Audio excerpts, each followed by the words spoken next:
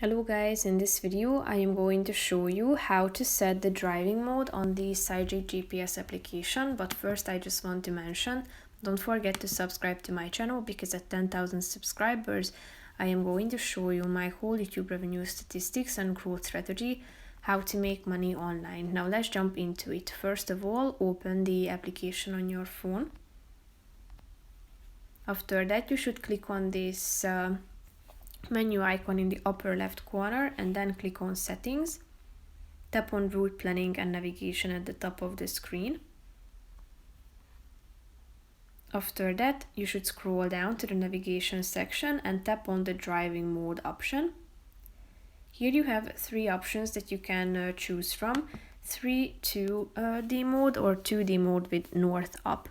So click on the relevant one that you would like to choose, and then it will be updated automatically. So feel free to change it anytime you feel like to do so by simply tapping on the relevant one.